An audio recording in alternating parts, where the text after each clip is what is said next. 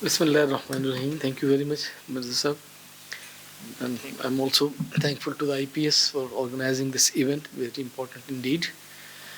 And we all have been listening various presentations and talking about funds, loss damage fund, everything.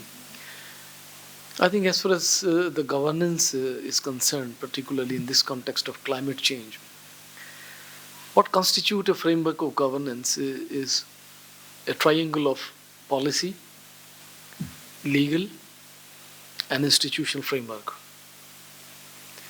Pakistan launched its climate change policy first time in 2012 and its implementation framework in 2013. That policy for implementation required an instrument of law. So look at our proactive and reactive approach. We have not been very much sensitive to this unless we got this 2010 flood. And to develop an instrument of law to implement the national policy of 2012, it took more than 5 years. The policy was launched on 3rd of April 2012, and we have made Pakistan Climate Change Act 2017 in October 2017. So that's the 5 years gap just for developing the instrument. Now, under the provision of this Climate Change Act, a Pakistan Climate Change Council has to be established, headed by the Prime Minister of Pakistan. And as per the Act, what is the provision in there? That council has to meet when it is required, but at least twice a year. And look at the agony that we have this act in 2017. The first meeting of the council was held on 18th of October, just before this COP27. And we were not familiar with these things. Now the section 3 of the Act requires that for the implementation of the provision in the Act, there will be a Pakistan Climate Change Authority. That is the institution. We have a policy, and after 5 years, more than 5 years of this policy, we at least promulgated the Climate Change Act, and more than 5 years later, the first meeting was held, and that was again an emergency because the delegation was going to COP, and we have suffered this loss in this 2010 flood, and it was all reactive.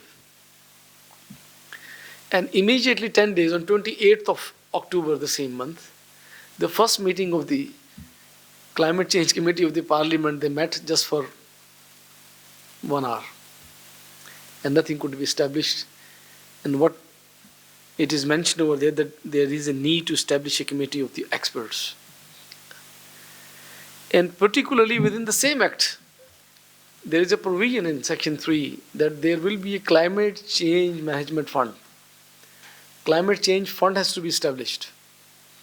And the responsible body to manage that fund will be the Pakistan Climate Change Authority, which does not exist even today.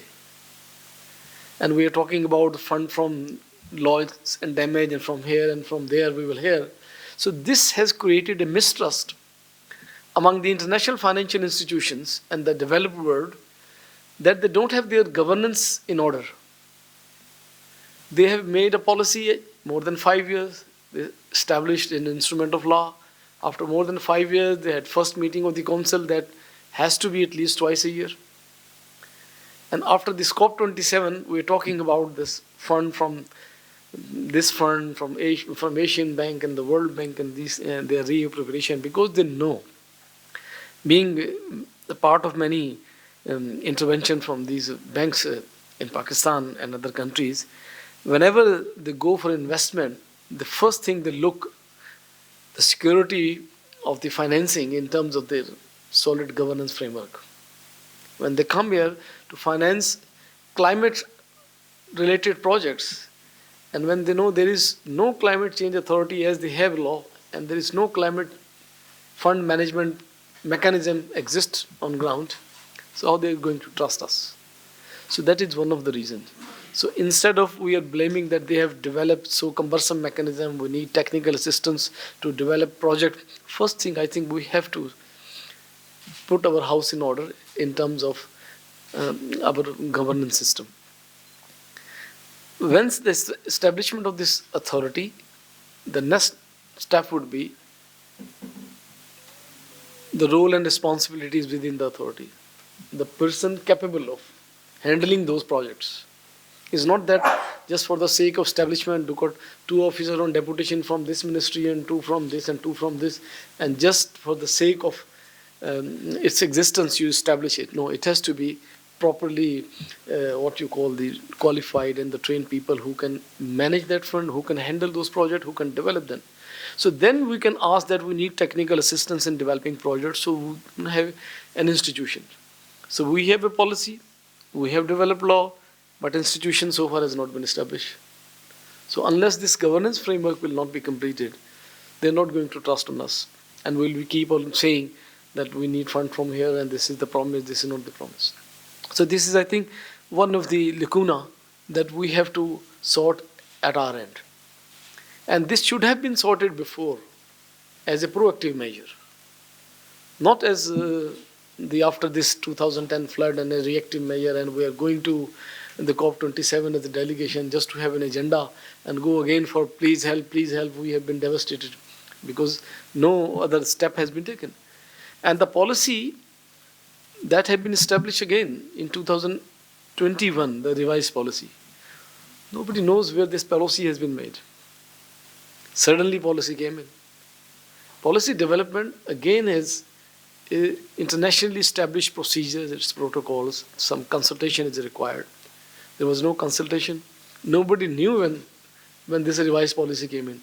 Always because financed by the UNDP, developed by a consultant. So consultant has to meet the TURs, while the policy has to be established to meet our own national objectives, not by the TURs, by the financial institution. So UNDP gave finance, all policies under these ministries, they are being financed by the UNDP just to have that you have a policy framework.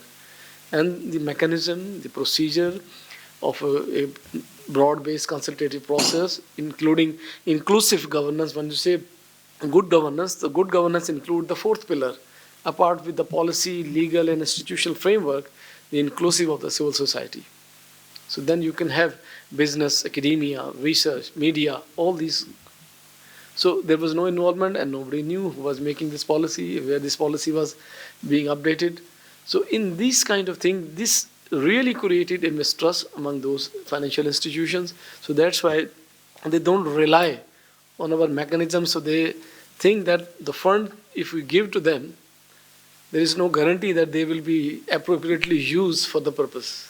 That was Dr. Shafqat Munir was not reappropriation, repurposing. Or you have and you just spend it over there, because there is no clear-cut mechanism in this.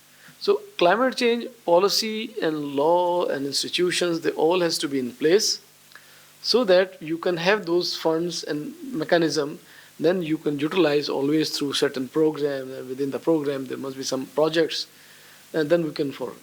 I think this is why all listening after all these discussions from different colleagues, that we're talking about fund, tapping the fund, bring the fund, but what we have in-house place to utilize those funds as per our own the governance mechanism. Thank you very much.